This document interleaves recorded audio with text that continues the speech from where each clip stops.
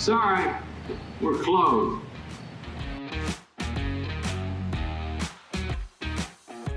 Ladies and gentlemen, welcome back.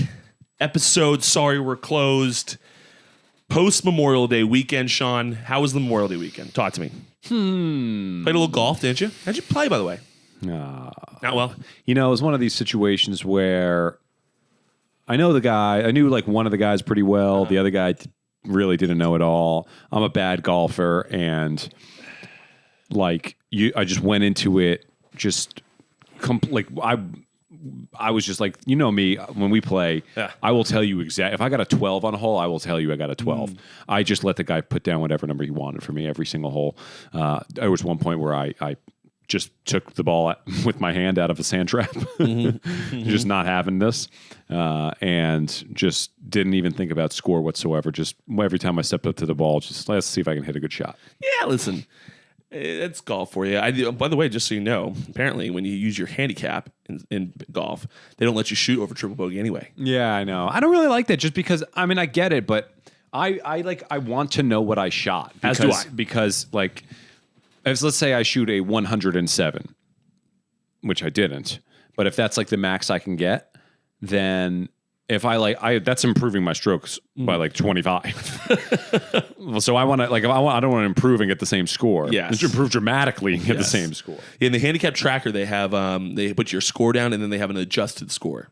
So you still know what you scored, but they just adjust it down for your handicap purposes. But yeah, Morty, I had a lovely Sunday and Monday. I went to a friend's bar down the shore, live band, had a great time, and then Sunday just hung out here, had some drinks, had some cigars, enjoyed myself. So it was a nice little weekend for me. But let's go right into the question of the day.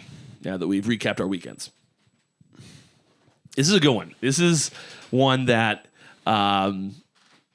It's in that realm of kind of what we talked about last week with $1 billion for a gorilla. Okay, the gorilla. To the gorilla attack you, which gorillas again have always been an issue. Similar thought process, but not really. So it obviously has to do with money because that's everyone's vice. Question of the day: would you rather take a guaranteed $1 million, getting $1 million no matter what, or the other option, flip a coin for $1 billion? I saw this on TikTok. Yes. Coin for a bill. Coin for a bill. I don't think making $1 million is all that hard. And when in your life will you get a 50-50 coin flip for $1 billion? Mm-hmm. I'm 100% taking the billion. I'm not. I thought about it, but not very long. Yeah, I'm doing the billion too. If you just think statistically here, you're talking about gambling, right? Gambling here, theoretically, if you were supposed to go, we had one option for $1 million and one option for $1 billion, you want to make the odds, fairly the same of getting both. If you're a casino, the odds are not anywhere close here. You should be taking flip a coin for double the amount, or $2 million, not $1 billion. So I'm taking the flip for the $1 billion as well. It's just, how do you not? I mean, it's certainly going to be nerve-wracking to take the flip of the coin when you do have $1 million staring at you in the face. Yeah, but I'll tell you what, $1 million doesn't excite me that much. I mean, maybe people have some negative thoughts about that, but it doesn't. It doesn't blow me out of the water. No, $1 million shouldn't blow anyone out of the water. Yeah. I mean, theoretically, if you make $50,000 a year, which I think is about average here in the United States. Is this taxable income? No, you're not getting taxed. No tax. We're not trying to diversify here and make sure that we hit our tax incentives. Yeah, I think the billion, and I also think, and I've learned this a little bit over my years, is how far away from $1 billion actually is. And, I've seen some stuff where like they put it into perspective, and $1 billion is just so much money. $1 million, I mean, it changes your life, definitely. But you can't like release the governor. No. The thing is with $1 million, and if you really want to talk business and thought process here, the $1 million, if I put it in my world, in restaurant world, restaurants on right now on average, let's say they've been taking home 30% a year.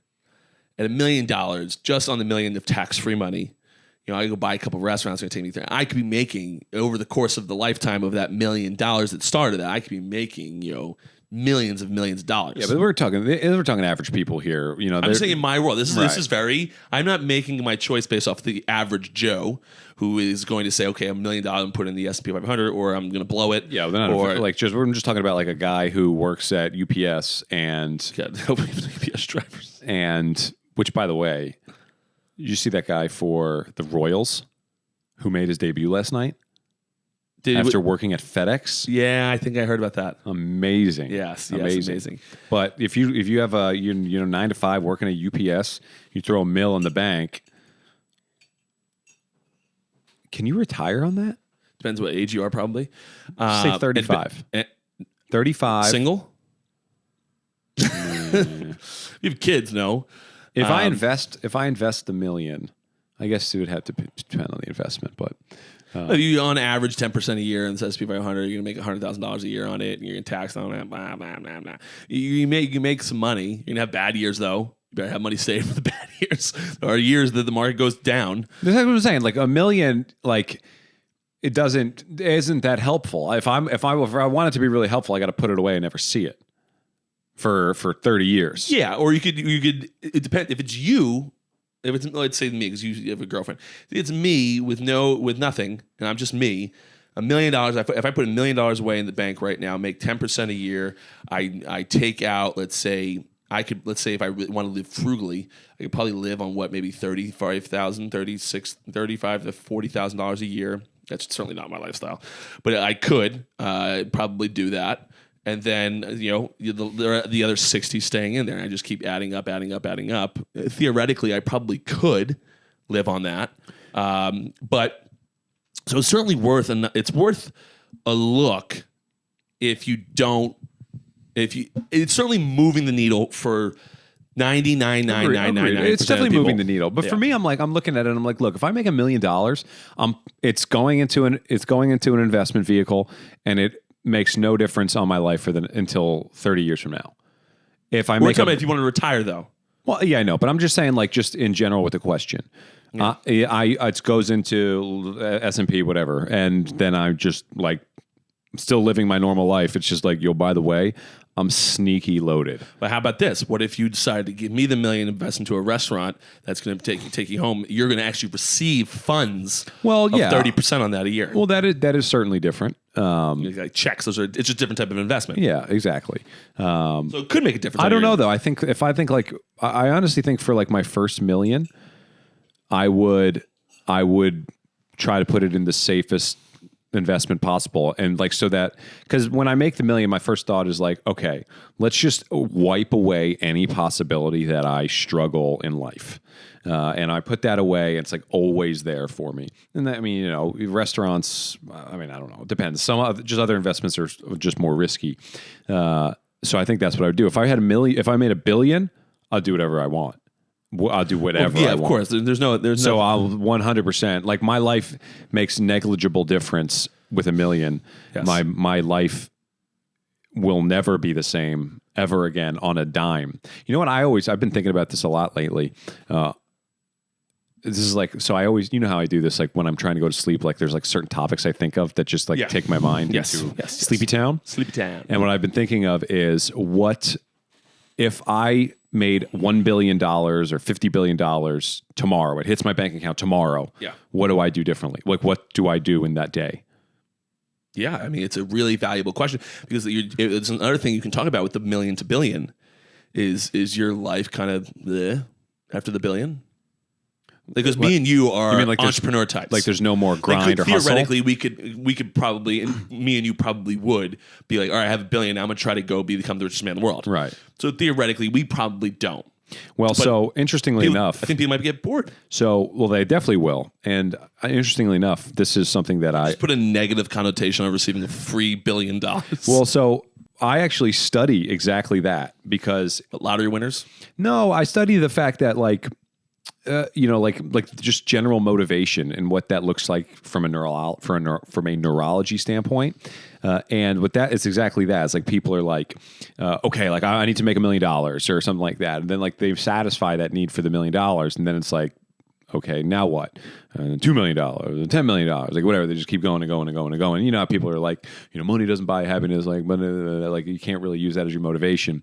Well, the truth is that inside of the brain, motivation, like it doesn't work. If you want like infinite motivation to like wake up every day and like continue to grind and hustle, you have to get it through chemical signaling inside of the brain, and that comes from emotions. So you have to like curate the emotions that you get on a day-to-day basis, and when you do that, you can have that perpetual every single day. I wake up, I love it. I think that's where I don't think Gary maybe necessarily doesn't know this, but there are very, very legitimate like chemical biomarkers inside of the brain that gratitude and empathy at scale actually do perpetuate daily motivation aside from just like wanting to be rich and loaded. And I do think that's his message. And certainly not the neuroscience side of it. But yeah, you want to talk about like what happens at the end of that? I think that's your only option for like not always being driven by the dollar. Can we talk really quickly about how amazing of a business plan running a lottery is? It is remarkable. And I think it's really hard to start a lottery. I'm sure it is. I'm sure there's probably lobbyists that control who has those lottery. I'm sure there's probably way more into it than anyone else thinks there is. But you guys everyone... It's like a 50-50 at the baseball games. Yeah, everyone give me money. One of you has the chance to walk away with some of it. We're going to keep the rest. And everyone's like, done. You really? You're gonna collect $500 million. You're gonna give us $200 million. You get to keep $300 million. Somehow, everyone's cool with that. People don't even realize it. It's unbelievable. I bet most people don't realize how the lottery works. Like, where does this money go? It's just there. There's just a lot of it. Number keeps going up. Buying a ticket for a chance. Yeah. No, the purchase price is going to the pool. That's why it keeps going up every time. They don't keep going up so more people can buy tickets. It keeps going up because everyone sees the number go higher. And I'm going to go buy more tickets. I know. I love it though. I do. It's I think the joy of like brain like imagining what you could do with the money is worth the price of one ticket. As do I. I 100% agree. How many great conversations have we had, like sitting around having a drink, talking about like the Powerballs tomorrow was $800 million. I mean, so for you guys at home, every morning, we buy lottery tickets and pray.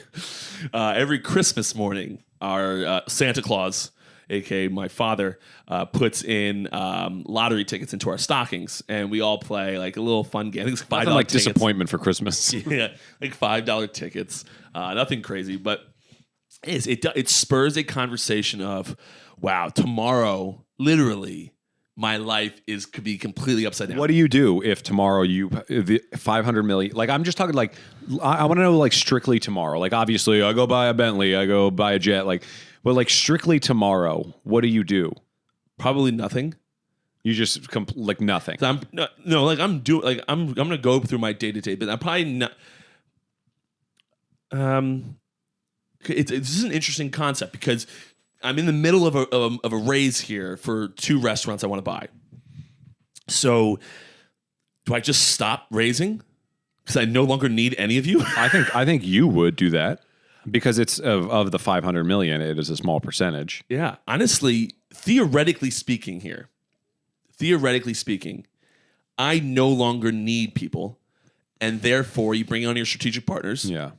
And then if you want to get in as a straight investor, I'm going to charge you more. Yeah, because you're supply and demand. But even for that, there's no need. That's charity at that point, giving it away because you could be getting that money back for yourself. I could. So really, if you're really talking, I should just kick out all my investors and take on just the strategic partners that help me run the businesses. And be done. Yeah, because I'm the investor now. Yeah, but does your day tomorrow change? My day definitely changes. Like you feel like I got to do something with this money. Yeah, but obviously, if you're saying the money hits the next day. Yeah, tomorrow it's in your account. Okay, because I was going to say, like, well, I got to wait for the money to get there. Yeah, let's say tomorrow it's in your account. Tomorrow it's in my account. Yeah, I probably, because of this raise, I probably keep the investors that want to come on. and then from there. But the other thing is my investment type changes. So to the next day doesn't change all that much, except for the fact if the money is in my account, I'm probably booking a trip on a private jet. Okay. I might buy a Gulfstream. I might start the process of buying a Gulfstream. Things like that. Those things will start to take place. I think the number one thing that changes the next day is I'm booking a trip. Okay. That's probably the only thing that really changed. I might go out and get hammered. Extra sushi roll at dinner. Yeah, like I might do something, but like. So you're waking up 8 o'clock, playing Fortnite, recording. Sorry, we're closed. Mm-hmm. Maybe not recording. Will you be a little? Will you be distracted? Yeah, I will be. I would imagine. Gosh, that's tough because if I find out at like 8 o'clock at night, I have to pour myself a drink. Of course. Like there's a instant celebration. Instant celebration. Yes. Yeah, like I don't know. It's so fascinating to me with people like all these changes to make, and then like I'm always like, well, what do you do differently tomorrow? Yeah, like I would get takeout. I would get Okinawa like you wouldn't believe. Yeah, Okinawa under some political pressure. the owner apparently yelled at some girl or his wife or something. The lady wasn't happy. I think that the only thing that realistically actually changes about the day is there going to be a celebration. I might be hungover from the night before. So I wasn't going to be hungover today, and I'm booking a trip. I think that's the two main things. I could definitely see a trip. Yeah, those are the two main things that change. Potentially walk into the Chelsea Tesla dealership nude. Nude, okay. I would have a Tesla by the end of the day, 100%. See, I don't know that I would have it at Tesla. I would go Bentley, obviously, me, or Rolls. I don't think I would have it by the end of the day. One, because supply chain issues right now. Also, that's irrelevant to me. I'm nude in your store. Also, you need to get me out of here. I'm going to want it custom, and I don't think you probably won't have the exact one I want there. If it was there, if the Bentley or Rolls Royce that I wanted, probably both. As long as they're next door, I agree with that. If they're at the store, I'm having it today. Okay. I'll give you that. I'm having it today. I'm not going to get like the red one because I went down that path in high school. Yes. No. I'm getting the Bentley if it's there that day. Okay, so I have one follow-up question. Okay. Let's say you win the lottery on Friday night. You can't go turn in the ticket until Monday. Explain to me what that weekend looks like. $500 million. I still have no spending limit because I know I can hit my bill. You know you're going to get it. You're going to get it. What's the weekend look like? Yeah. I can't imagine a time where I'm not drunk. Okay. I'm curious to this. What do you do with the ticket? Oh, really good question. Are you staring at it the whole time? I can't turn it in until you have to wait till Monday. I don't know if that's the thing, but let's just say that's the thing. It's in my safe. Okay. Yeah, it's in my safe. I might buy 3 more safes on top of the safe. Around the safe. Yeah. The thing is, I'm not going to announce anyone. You can't say a word. No. Can't say a word. I will say it like you'll know. Yeah. Like that people will know. But I'm not going to really say anything to anybody. And I am. It's going to be locked in my safe so that I know I won't touch it until Monday, and then I won't be that nervous about that. I'll be much more nervous. I actually think this is a good question, Sean. I might not leave the house. I know because I know that it's there. I'll always know it's there. Yeah, and now There's no possibility somebody's going to have to go through you to get this thing. Yes. And that door is locked. You will fight with the force of 1,000 suns. Yes. I might hire my Green Rock staff to sit at the door. Bernard's. Imagine Bernard and Larry, like our neighbors walk down and Bernard and Larry sitting there. I think something fishy's going on down there. Yeah, like it's That's what I thought I might about. not leave the house, so I'm comfortable that it's there. Yeah, I thought about doing the same thing, but like going to like the Ritz-Carlton in Manhattan or something, but I don't want to transfer it. Yeah, I don't want to transfer it. I don't want Especially a possibility of somebody coming in and taking it. Yeah, but I don't want to I'm in here. Like I read a check, which is voidable. Yeah. It's very fixable if I were to drop it on the thing. It's in my pocket and it's zipped. And I don't go in that pocket until I get to the bank and yeah, I am safeguarding this so hard. Yes. Not leaving. Mm-hmm. I might tell Opie and say, hey, come down. Yeah, I might do that with a couple people. Come play video games with us. Oh, actually, no, stay in town. Be like, look, you got to come. I'm not going to tell you over the phone, but I swear to God, you have to be here. Yes, 1,000 trillion %. If you do not I'm come, pulling my friend card. You're coming. Yes. It was it's like How I Met Your Mother, where they have one no questions asked. Yes, a no questions asked. As a friend, you have to do this for me. You can't ask any questions. Yes. And it's got to be done now. Yes, I swear to God, you want to be here. Let's do that. Right here on this podcast. I like that. Me and you, for the rest of our lives, we have a one no questions asked ask of the person. All right. You got to do it, and it's got to be done whenever they say it. Yeah. That's it. No questions asked has to be done on the podcast. Done. No, not on the podcast. We have to, whatever it is, has to be live. It has to be live. I like that. I like that. To tell your friends, tell everybody, you can't ask questions. You have to come. No nothing. No questions asked. And Brian O'Connor, because I know you listen to this podcast, you also are a part of this. Yeah, you've agreed. You've agreed. As are you, AC. All right, great. Love that. Moving on. That was a great topic. Yeah, that was great good. topic. Those lottery topics are always good. Yeah. Moving on. We get into baseball as we always do. You might not have heard this as this phrase, but I'm sure you saw this. The slap heard round the world. Oh, that's on my list. Oh, great. Slap heard round the world. What is it? Is it what's the guy's name? Jock Peterson. No, I know Jock Peterson. Tony Pham or Pham. Tommy? What? Tommy Pham sounds Tommy, right? Yeah. Let's see. It will come up. Yeah. Tommy Pham, or Pham, whatever the hell you pronounce the name, slapped Jock Peterson in the outfield Yeah. over a fantasy football dispute. Yeah. Is there video of the slap? Yeah. It's from far away, though. Was it center you field see cam him. or something? No, it's from the first base dugout. Okay. Oh, and you see the slap. Okay, so I didn't see it. Okay. Yeah, you see it. Is it aggressive? Yeah. It's It's like borderline punch. I mean, people swarm thinking there's about to be a brawl in the outfield. Okay. You see it right at the end of the clip over a fantasy football dispute. And I forget exactly what the exact dispute was. I saw it. So in the group chat, Peterson put up a GIF of people doing kettlebell swings. And the three people in the video there was like San Francisco Giants, LA Dodgers, San Diego Padres, and the Padres guy just like eats it like during the clip. But that doesn't make any sense to me. I saw that as well. But Tommy is on the Reds. So apparently he was on the Padres. This is what I think I saw this. Okay. That he was on the Padres potentially at the time of this situation. Yeah. And Pham's response was, "I don't know you like that. I don't know you well enough for you to be making jokes." And then Peterson came back like, "Sorry, I'm just all fun and games here. I'm sorry if you took it that way." Yeah. And then like weeks passed. Okay. And it was like 2 weeks passed, and then they played each other, and then this happened. Okay, so like on top of that, and this is why it's relevant to the pod, Mike Trout's now involved. As everyone knows that I have who's Pham on now?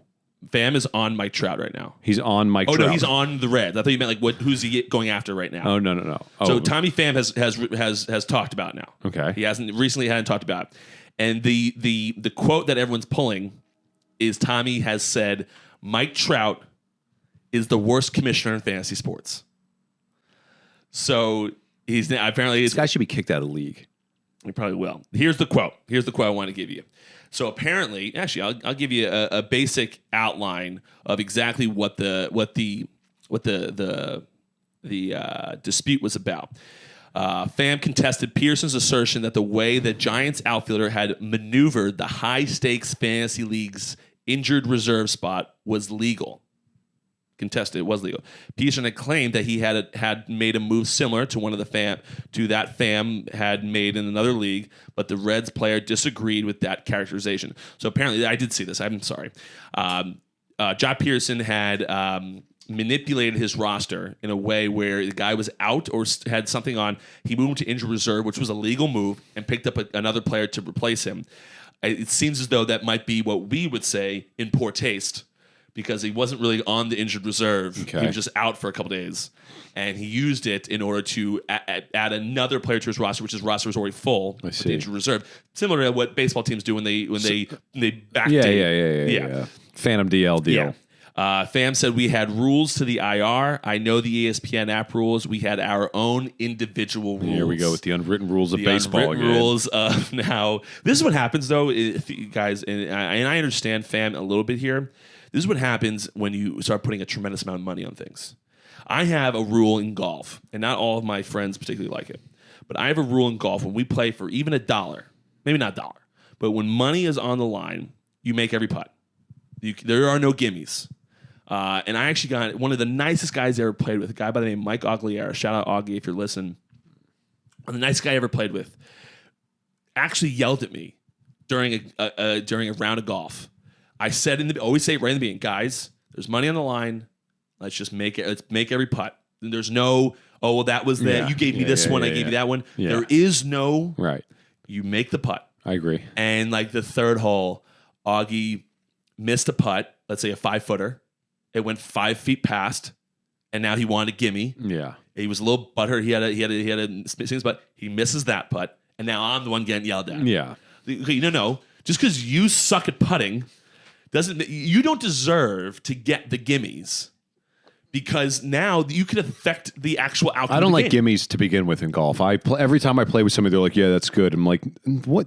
That's not golf." I don't like when I'm like running down in a court in basketball on a wide open breakaway. Nobody's like, forget it, big guy. We'll take it out from there." It's true. But when you're talking about money, I just don't think there should ever be gimmies. People miss putts all sorts of putts. Yeah, and good players. Yeah.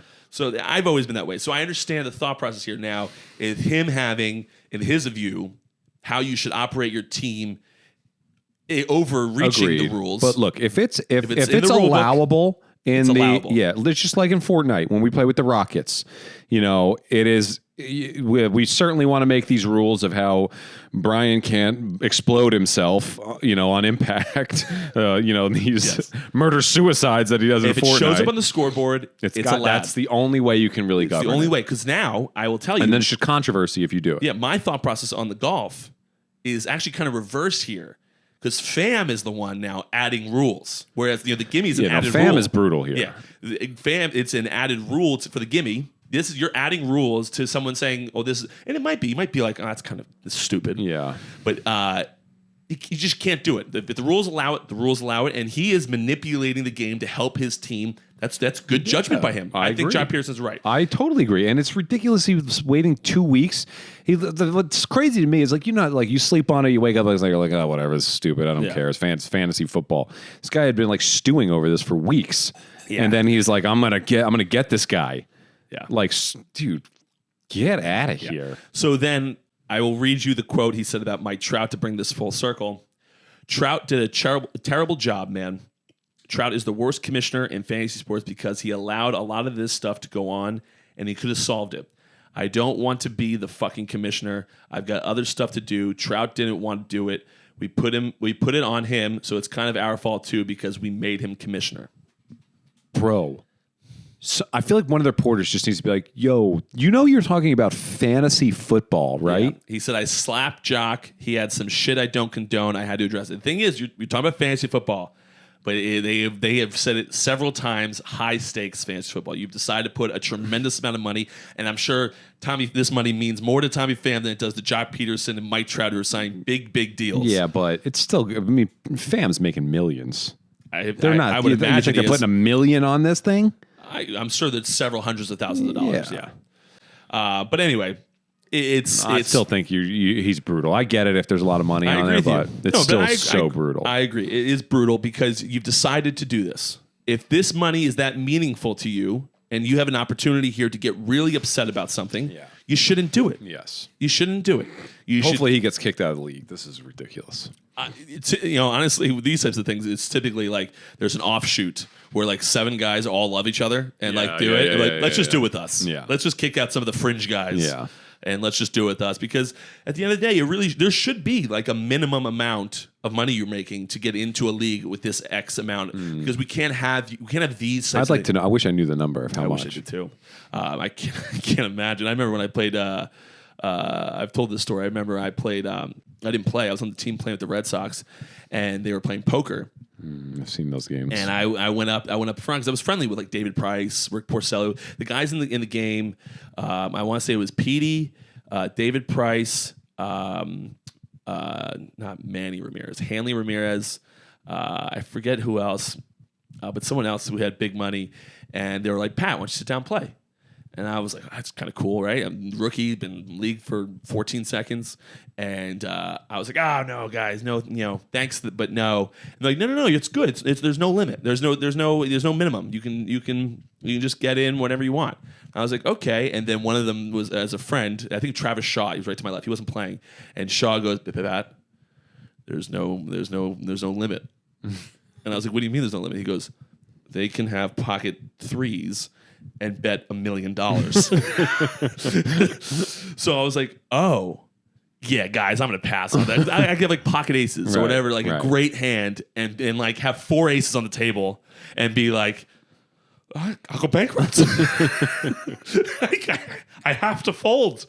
So I ended up not playing, but it's very similar to that. Whereas like I just know what money means way more to me than it means to you guys. Of course, and it's a different type of thing. But there's no Tommy fan. I'm Team Peterson all the way here. Same. Team Peterson. Same. You can't be slapping people under any circumstance. No, because again, even though I say I give you some leeway because it's a lot of money on the line, you made the decision to put the money on. Yeah, slaps are out. Got to be out. Got to be out. All right, transitioning, Sean, to the Red Sox Yankees talk. Since our last podcast, my red hot Red Sox decided they were going to suck. I saw the numbers and. I mean, we lost you to the can't. Cincinnati Reds yesterday. Oh, that's bad. And the Orioles took 3 of 5 from us. Like I said, I don't think that. I think I've seen what we're going to see this year. I know it's hard to say after a week, but it's certainly not enough baseball to determine. But I think we've seen what we're going to see. Teams will get hot, they'll get cold, but I think for what we're looking at right now, it's going to stay largely the same. Yeah. So and this is again, maybe I'm just a homer. You root for my Sox. And we all are to some degree. It's watch the Mountaineers. I always think we're going to be in the national championship hunt. Yeah. The thing with the Sox, and again, maybe it's just because I'm a homer, but this to me is the classic letdown. You just beat some really good teams. 2 out of 3 from the White Sox. I have to look back to see the other clubs that they took home. They beat, but 2 out of 3 from the White Sox. You're coming off a stretch where you're 8-2 over the last 10. I think you were like something like 10-2 over 12. You're playing really good baseball. You're hitting the shit out of the ball. You're pitching well. Everything's coming together. And even when we had a little bit of hiccup with the starting pitching and some of the bullpen, and we picked each other up. Signs of a great team. You go in and now you've taken care of the good teams, and now you have a breather. You're about to go play the worst team in baseball in the Cincinnati Reds. And one of the worst teams in baseball in Baltimore Orioles. Now, Baltimore Orioles are a better club this year.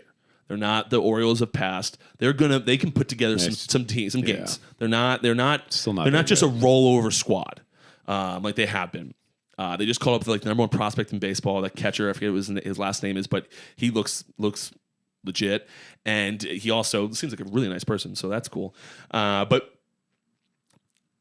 you finally have a breather.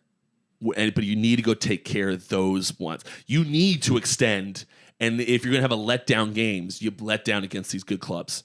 I'm going to give them a pass for the time being. Only because it's this. However, in my opinion, my intermittent fasting timer is going off. My opinion, the letdown should have been done yesterday. The pitching kicked up yesterday. They only gave 2 runs against the Reds, and the Reds are horrendous.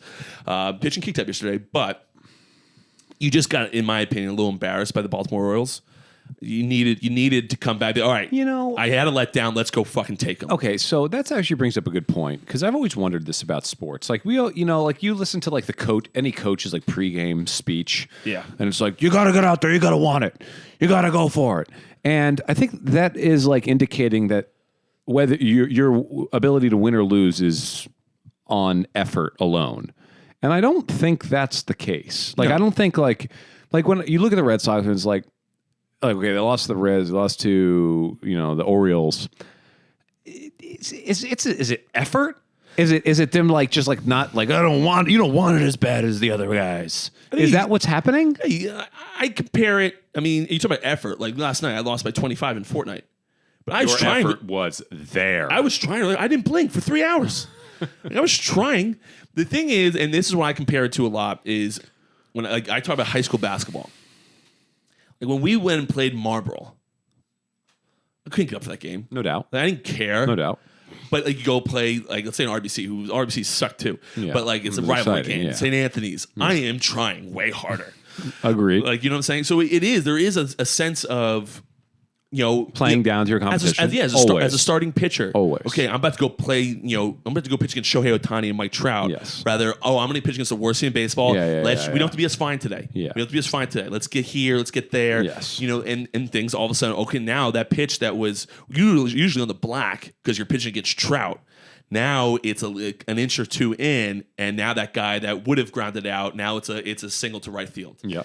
So I definitely agree with that. I definitely getting agree with up that. for games is certainly something that people need to talk about. And you talk about a Baltimore Orioles team that you don't think you should compete with, but the Cincinnati Reds are pretty much irrelevant in your life other than trying to get wins. Cincinnati Reds are bad. You need to get those wins against those teams, and that's going to be the difference. And when I talk about, although I'll give them a pass for this Baltimore Orioles Cincinnati Reds series, because I think it's a letdown series. This team, the way that they played over the past week, it is not really, in my opinion, it doesn't show what this club actually I think this club is. But if you want to catch the Yankees, you can't lose these series. The Yankees are a good club this year. They're not going to be they're going to go through their cold streaks. But the Yankees are a good club this year. They're a solid squad. And they're not going. The Yankees are going to take care of these series. Yeah, they've done well with the Orioles. They're going to every time. They're going to take care of these series, and then they're going to compete against you. And the series they might lose are the ones against the Red Sox, or the ones against the Blue Jays, or the Rays. They might lose those series, but they're going to compete against you, and they're going to take care of the series they should. And that's the sign of a first place club. See, I think I definitely agree with that, but I think that. My thought is, you still look at the Reds and stuff, and I'm like, there's still Major League Baseball players. They're outstanding. To me, it's always been about, like, you can in the bigs, you can lose on any given night, and that's fine. To me, it's always about, like, when it's bad, don't let it get super bad. Yeah. Like, I looked at them in the last 10, they were 5-5. I think on the bad streaks, 5-5, 6-4 is solid. Is where you want it to be. Yes. So I still would. I would, like, even on the last 10, I'm like, okay, like, let's see where they go from here. But if it spirals into a 4-6 or a 3-7, that's where I'm like, now that's the markings of a not good team. Yeah. And I think that's to me indicative. Yeah. What you want to be in baseball is consistent, and whatever it turns out to be consistent throughout a time period where every day you're going and you're competing at a high level, no matter what it is. And you're going to have your off days. It's 162 games. I saw a tweet today that said that the Major League Baseball season is currently, if you compare it to an NFL football season, is currently at the 5-game mark. So there's plenty of baseball left to be played.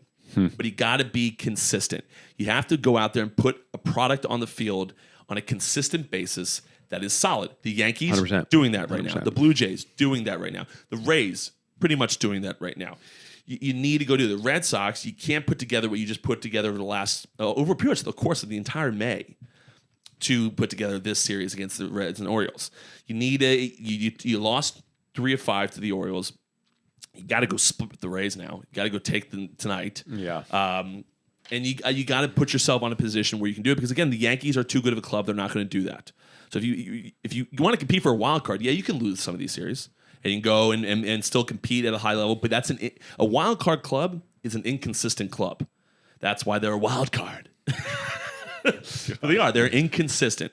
You're not going to be inconsistent this year and even have a chance to go compete for the division in the AL East. The Yankees are too good. Yeah, they're just too good of a the whole club. division's too good. Yeah, that's another thing. You can't have an AL East schedule and be inconsistent because you're going to end up out of the playoffs. So the Red Sox, although I give them a pass for this. I think it's a letdown series. I'm not too concerned just yet. I loved what I saw in May. You put together a month of great baseball, and then 2 series that suck, and then you go put together another good month. Okay, we can handle that. It's just concerning to me that you're doing it against some of the 2 worst teams in baseball. If I'm looking at the Red Sox right now, I'm not like panicking, but I'm like, okay, the time is now. Like, it's time to turn. It's time to do something. 100%. It's time to change. 100%. Because it's we get another 30 days in. and then I'm panicking. Like once we hit the All-Star break, I mean, even that's like a month and a half out.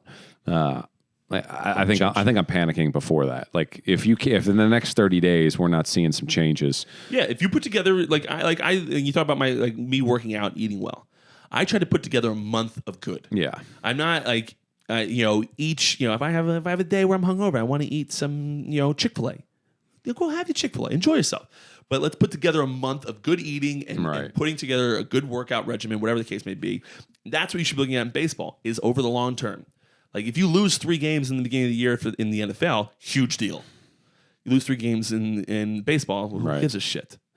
So you just got to put together a good another month of baseball and see where you're at in July 1st. You could have an opportunity here. Big month for the Sox. They're 5.5 games back from the Rays.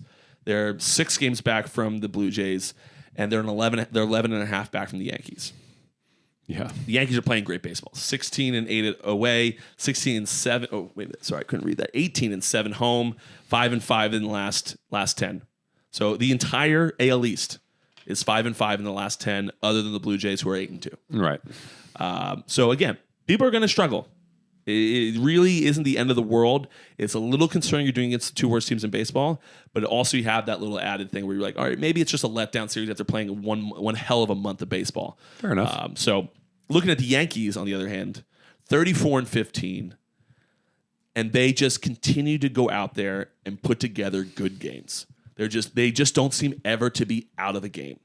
They just constantly put together good at-bats. They put together solid pitching. Starting pitching is really doing a pretty good job. It is over and over and over again.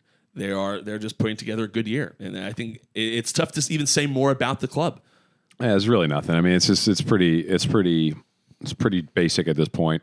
The one big Yankees news, I don't know if you've seen this, but yesterday, Derek Jeter joined Twitter and Instagram. Oh, he joined Instagram too? He joined Instagram, which I'm guessing is a part of the promotions for his 6-part documentary, The Captain, for ESPN 30 for 30 coming out. When's that coming out? In like a month. Oh, that'd be cool. I'm not 100% sure it's 6 parts. I think it is. But I was looking at all that stuff today, and they saw how well Jordan did. Yeah, no, that's what I think. I think that's exactly what it is. Can't wait for the 43-part Tiger Woods documentary. Kobe Bryant. I know Kobe Bryant. There's one for Kobe in the works. I'm not surprised. Yeah, so that's I'm pumped for that. The Captain. Oh my God, yeah, I can't wait that's for gonna be the thing. That is sick. I did see him on Twitter. I wonder if it's him tweeting. I mean, I think it looked like. I mean, it wasn't generic. It wasn't like Yeah. It looked like it was somebody. He was actually doing it. Like there were GIFs and stuff. Yeah. He posted videos on Instagram. I saw his last tweet. He's like, I survived the first day at Twitter and put like a GIF, and like the GIF was him, like whatever. And then the thing is like, that doesn't sound like Derek Jeter. And the only reason is because he's never in the media, so we don't know his personality. True. So if it is him, it'd be cool to kind of start seeing a little bit more of Derek's personality. I think we're going to see it for 30 days, and then it's going to just be like, because I don't think he cares. And why now? ESPN's like, dude, come on. Let's do this. We got to do this. Get the hype going for this doc. Yeah. No, it certainly could be. I'm curious to see. I mean, social media is so whether or not Derek cares or not about social media.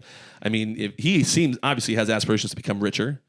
It seems as though, and I would imagine that he's probably got stuff in the work that social media is just going to help him build. Oh wow, he's posted a significant amount of Instagram stories. Oh really? He's doing an Ask Me Anything with Derek Jeter.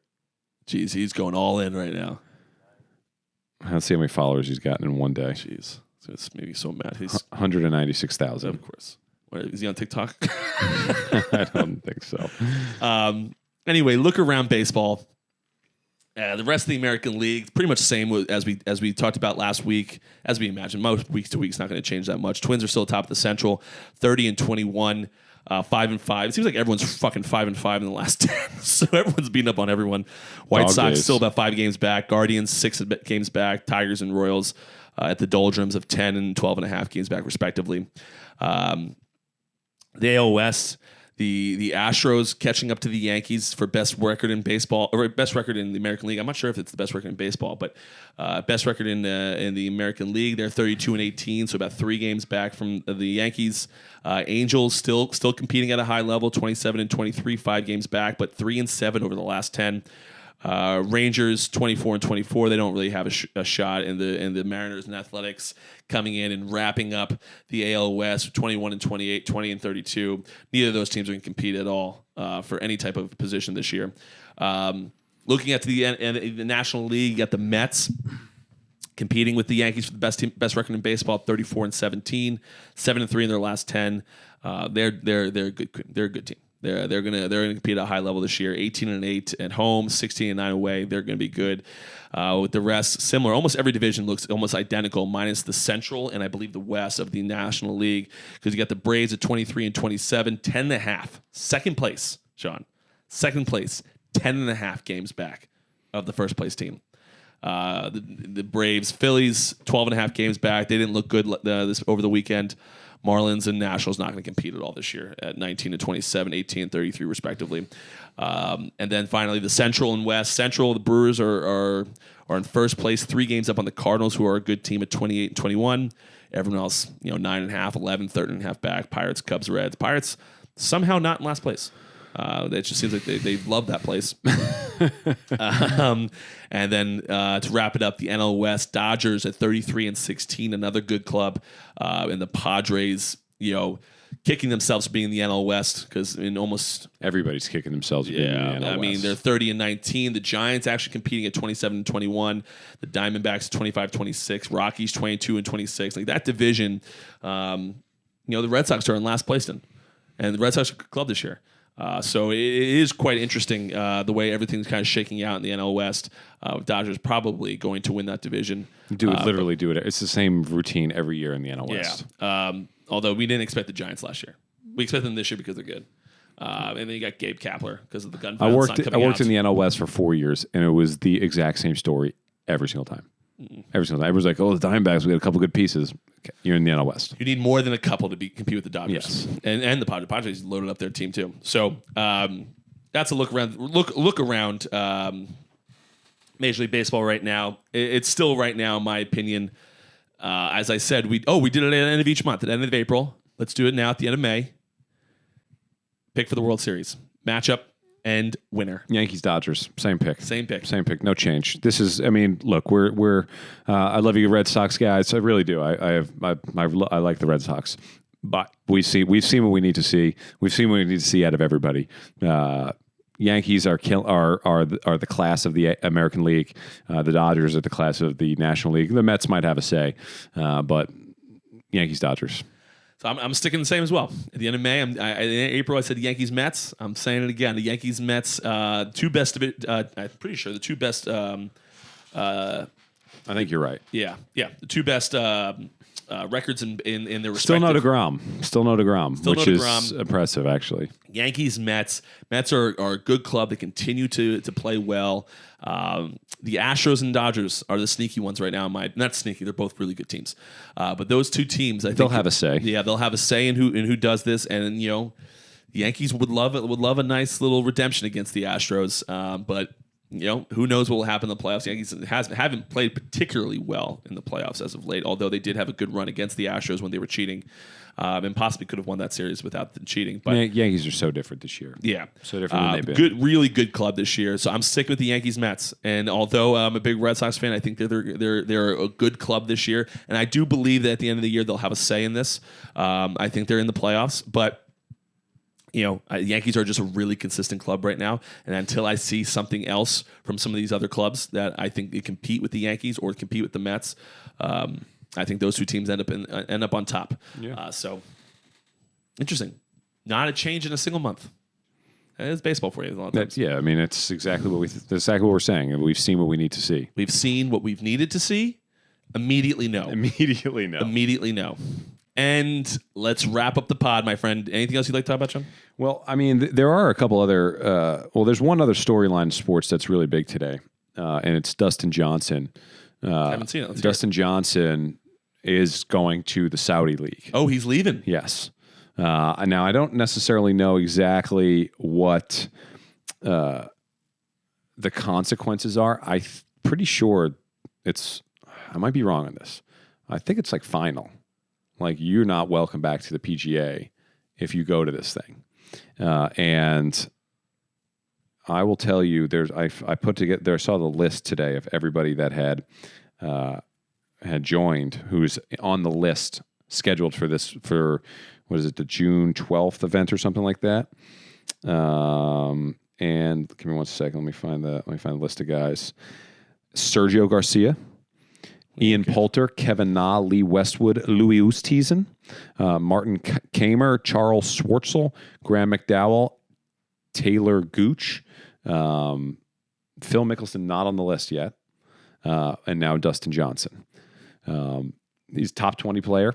There's some speculation that this might be a little bit of a avalanche starting here, moving over to this league. I think it's indicative of the fact that Phil Mickelson wasn't all wrong about what, like, his thoughts on, the PGA not doing the things the right way. Dustin Johnson is blockbuster. Yeah, that's as big as it gets in golf right now, other than Tiger. That doesn't count. Hold on. Tiger have a better chance of winning, though? Well, yes, of course. I mean, DJ's in every tournament. Yeah. What would be the biggest name to move right now, other than Tiger? Brooks Koepka. The number one is Scheffler, Scotty Scheffler. He's number one in the world. I don't think he's going. Very religious man. I think you'd be looking at Rory. He'd be a big name. You're right. He wasn't wrong. Yeah, I think the way he went about it was bad. Like, what I always got from said something really bad. What I always got from the Phil Mickelson, he was just so adamant about it. Like, he dug his feet in, and that's back into the wall though. People put anyone's back other into people the wall. had said similar things. Yeah. But he just I think he was like the sacrificial lamb of this whole thing. So I don't know if this could really shake things up in the golf world. And Dustin Johnson, it's a big deal. Dustin Johnson's is a really, really big one. Deal. And that will be the big news for today in sports, I think, to see how this goes. What the PGA's response will be. There'll be some PGA players who dig their heels in. Mm-hmm. Probably see a couple more guys being more comfortable leaving now. Uh-huh. And I want to know what the PGA's response is if they're like, "Yo, you can't come back," or it might change. Might change. Yeah, it really might. With start losing DJ. real people here. Yeah, they might change. Wow, that is really interesting. I did not know that Dustin Johnson moved. I wonder who the next big name will leave. And they must be promising some big money. Oh, it's huge. It's gargantuan. It's like, they're offering like Lee Westwood, like Tiger Woods money. Jeez. Yeah. It's why that's a huge reason why they're. Of course, that's why everyone's leaving. The other thing that I think that I wanted to bring up on my list here for today is the fact that they have to go play in Saudi Arabia. No, the first one is in London. I think there's one in Oregon coming up. Okay. It's like it's a tour. You go all over the place, but no, you're going to be sweltering. Yeah, it's terrible. The sand traps out there are crazy. Oh but the other one that was just an interesting thing or interesting topic. If you go to Elon Musk's Twitter right now, okay, and you scroll a little bit, they will not let his tweets load past February 22nd, 2022. Just won't happen. Everybody else says you can keep scrolling. I did it today. I wonder why. It just does not. So somebody pointed it out to Elon on Twitter last night. I think it was last night, and he responded saying like, "Wow, that is weird indeed," or something like that. It's just why did he buy Twitter? Yeah, dude, the whole Twitter thing right now is so interesting. And like, do you see what his big contention is right now on why he's like waffling on whether he's going to buy it? Yeah. It's because Twitter is like digging their heels in, saying less than 5% of our user base is spam bots. And Elon Musk is contending that it's at least 20%. And obviously there's incentives for Twitter to say that it's lower because, they're saying that it's daily active users, stuff like that, and drives the price up of Twitter. And Elon's saying, well, no, your price should be down because of this. And that's a big contention point right now. And it's interesting to see, I thought it was so fascinating that when the news broke of shadow banning and stuff, all these right-wing people were gaining hundreds of thousand followers overnight, which is super fishy. And now Elon, you can't scroll past 22222. It is interesting. Yeah, very, very, very, very interesting. And I wonder if that date has any significance in this process at all. I wonder. Yeah. Interesting. I love that. Yeah. Speaking of business, sorry we're closed. Big sorry we're closed business news. We are not announcing anything yet as far as the actual company, but Sorry We're Closed has received its first sponsor. Nice work, Patrick. Which we will be implementing here into the pod, not ready to announce yet, but it's coming in the next, I'd say, week or so, where we announce that, and we'll have some fun with that. But that's really all. That's all I'm going to tell you. So that's the end of that. And then I can already feel their excitement. Yep. End of the show. We're talking question of the day. We have some responses, as we always like to go over the responses. I'm saying 60-40 billion. Mm-hmm. Anthony Cirillo, our good friend AC, says, take the mill, turn it into a bill. AC's save it guy. He is now Dr. Seuss of tweeting. Just invest in successful restaurants and bars. It's not hard. Thank you, Anthony. Dave Walsh, with tax barely $670 million. I'll flip. So nice little pun there. Not pun, but this is not taxable income. Heads I win, tail you lose. Okay, Kirk.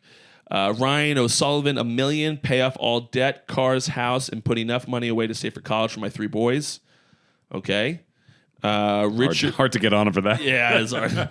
I'll take guaranteed mill and treat the family out to Big Sam Sushi. Big Sam Sushi is going to raise its prices if you're coming in. Big Sam Sushi. We got a lot of responses here.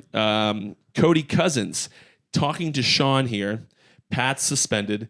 Guaranteed million allows me to get a house, pay off some debt, and get me a great start to life. It takes stress away. I like my life now and don't need the attention and public pressure of a billionaire. I don't think you get that much pressure. No, and you didn't. People are going to think you took advantage of people to get there. You won it by winning the lottery. Mitch Perry, a 50% chance to another $999 million. Where's the coin? $1 million ain't really life-changing money, but $1 billion is generational wealth. And then Joshua Gainey just sent a GIF of people at the NFL flipping a coin. And Danny Villanueva. No, that's probably saying he's flipping. Yes, that's obvious. Danny Villanueva, anyone who says no to the coin flip is crazy. Those are the responses. I agree. We have a total of 265 votes. What was your guess? I said 60-40 billion. 60-40 billion. Very close to the percentages, but flip-flop. 58.1 guaranteed million, 41.9. Flip the coin for a bunch of Nancy's out here. There you have it.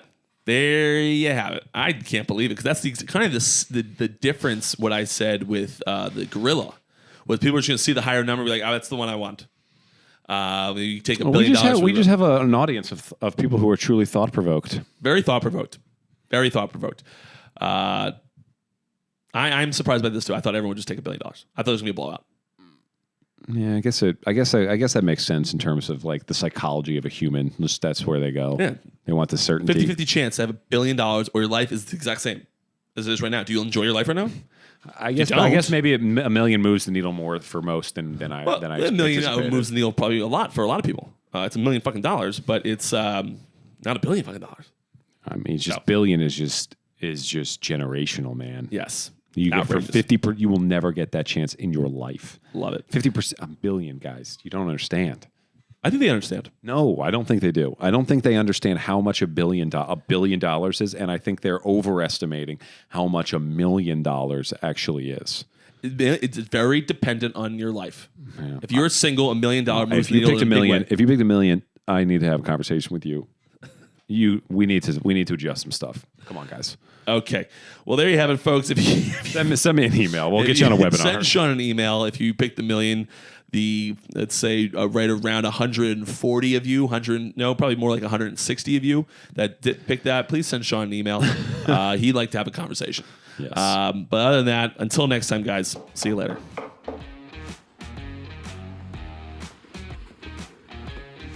Sorry, we're closed.